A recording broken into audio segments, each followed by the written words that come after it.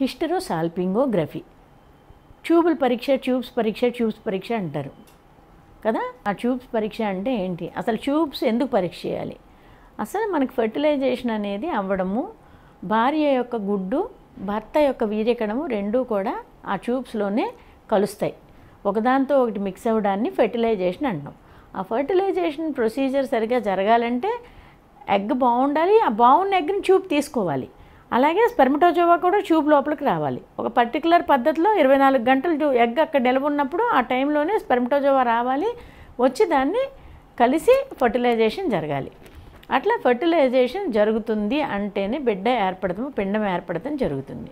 ఆ పిండం ఏర్పడిన పిండం మరలా ఆ ట్యూబ్లో నుంచి వెనక్కి వచ్చి గర్భసంచి లోపల చక్కగా నాటుకోవాలి. అప్పుడే మనకి బిడ్డ పెరగడము, బిడ్డ పట్టుకుందా లేదా, గర్భసంచి లోపల అతుక్కుందా లేదా అంటాం అన్నమాట. సో ఇవన్నీ జరగడానికి మనకి ముందు ట్యూబ్ చాలా ఇంపార్టెంటు. ఆ ట్యూబ్స్ బాగున్నాయా లేదా అనడానికి ఏన్షియంట్ పీరియడ్ నుంచి మనకి ఆ ట్యూబ్స్ రకరకాల పద్ధతుల్లో టెస్టులు చేయడం అలవాటైంది. ఆ టెస్టులు చేయడంలో ఒకటి హిస్టెరోసాల్పింగోగ్రామ్, అంటే దానిలోకి ఒక ప్రత్యేకమైన మందుని పంపించి డై పంపించి అప్పుడు ఆ డై వెళ్ళేటప్పుడు ఎక్స్రే తీస్తారనమాట. అయితే ఇది కొంచెం ఒక టీడీఎస్ ప్రొసీజర్, చాలా పెయిన్ఫుల్గా, లేదు అంటే ఎక్స్రే రూమ్లో కొంచెం మగవాళ్ళు ఎవరైనా ఉన్నా కానీ వాళ్ళందరూ ల్యాబ్ టెక్నీషియన్స్ వాళ్ళు కంపల్సరీ ఉంటారు. అట్లాంటప్పుడు ఆ యొక్క ఎక్స్రే తీయించుకోవడానికి చాలా హార్డ్గా ఉండడము, స్పాజం వచ్చేసి భయపడిపోయి ఆ ట్యూబ్స్ అనుకోకుండా మూసుకుపోతే ఆ డై సరిగ్గా వెళ్ళకపోవడం, ఇవన్నీ కూడా జరుగుతూ ఉంటాయి. అది కాకుండా చాలా పెయిన్ ఉంటుంది ఈ ప్రొసీజర్లో.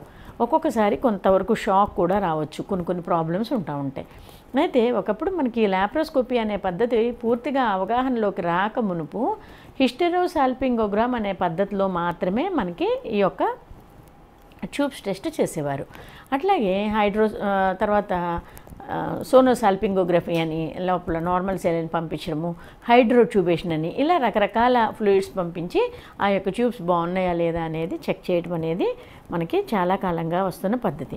అయితే ఈ కాలంలో హిస్టెరోసాల్పింగోగ్రఫీ కానీ, సోనోసాల్పింగోగ్రఫీ కానీ, హైడ్రోట్యూబేషన్ పద్ధతులు కానీ చాలా ఓల్డ్ పద్ధతులు. దానికన్నా కూడా మంచిగా మనకి లాప్రోస్కోపీ అనేది పూర్తిగా జనరల్ అనస్థీషియాలో షార్ట్ జిఏ ఇచ్చి అసలు కొంచెం కూడా నొప్పి తెలియదు.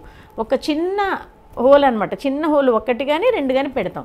అలా పెట్టి వాటిల్ని సరిచేయడానికి మనకి ఎంతో అవకాశాలు ఉన్నాయి. కాబట్టి ఈ మధ్యకాలంలో ఎక్కువగా లాప్రోస్కోపీ పద్ధతులకే మనం షిఫ్ట్ అయిపోయాం.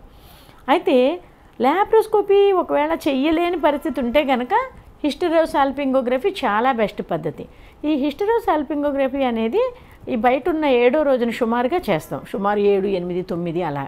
ఎందుకంటే ఓవ్యులేషన్కి ముందు ఒక్కోసారి ఎగ్ కనుక డెవలప్ అయ్యి ట్యూబ్లో ఉంటే ఈ యొక్క హిస్టెరోసాల్పింగోగ్రఫీ అనే పద్ధతిలో మనము ఒక మందుని కనుక పంపించినప్పుడు, ఆ డైన్ పంపించినప్పుడు ఆ ఎగ్ మళ్ళీ బయటకు వచ్చేస్తుందన్న ఉద్దేశంతో బిఫోర్ ఓవ్యులేషన్ సుమారుగా 7, 8 రోజుల్లో బ్లీడింగ్